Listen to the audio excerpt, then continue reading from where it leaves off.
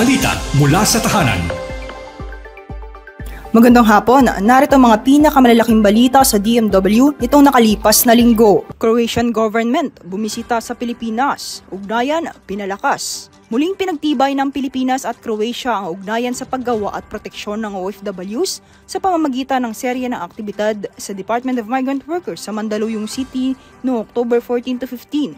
Pinangunahan ni Minister Gordon Radman, State Secretary Ivan Vidis at Migrant Workers Secretary Hans Leo J. Kakdak ang pagpupulong kung saan nilagdaan ang Joint Statement on Labor Cooperation para sa ethical recruitment at worker protection. Kabilang sa mga napagkasunduan ang no placement fee policy, government-to-government hiring para sa hotel workers, para sa mas mabilis na work permit processing at pagpapalakas ng PIDOS at PAOS programs. Kasabay nito, pinagdiwang din ng Pilipinas at Croatia ang Friendship Week, tampok ang kulturang Pilipino at pagdalo ni na Ambassador Evangelina Lourdes Arroyo Bernas at mga opisyal ng DMW at Croatia. Bilang bahagi ng kasunduan, 10 employer mula Croatia ang nagsagawa ng on-site interview para sa 212 aplikante sa G2G hiring program. Tiniyak ng pamahalaan ng Croatia na walang placement fee para sa makatao at ligtas na proseso ng employment.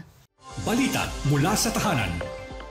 Ikalawang round ng 2025 Serbisyo Caravan, ikinasa sa Europa. Inulunsad ng Department of Migrant Workers at Overseas Workers Welfare Administration ang ikalawang round ng 2025 Serbisyo Caravan sa Europe kung saan daan-daang OFWs ang nakinabang sa mga programa ng pamahalaan. Sa ginanap na alagang OWA Wellness and Membership Caravan noong Oktubre 10 hanggang 11, sa London, tampok ang unang pagpapasinaya ng DMW National Reintegration Network sa isang overseas caravan. Pinangunahan ni na Secretary Hans Leo J. Kakdak at Administrator Patricia Ibon Kauna ng programa na dinaluhan din ni na First Lady Lisa Araneta Marcos at Ambassador Teodoro Locsin Jr. Halos 500 OFWs ang nakinabang sa serbisyo tulad ng OWA e-card renewal, legal consultation at health check-up katuwang ng DTI, DOT, Pag-ibig Fund, SSS at Philippine Embassy in London. Matapos ang London leg,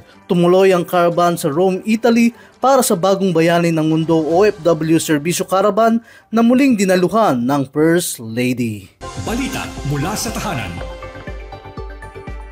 At kami ang inyong mga naging tagapagbalita. Ako si Danilo Garcia. At ako naman si Angel Neliasca para sa tahanan ng OFW, Radyo Pilipinas, Radyo Publiko.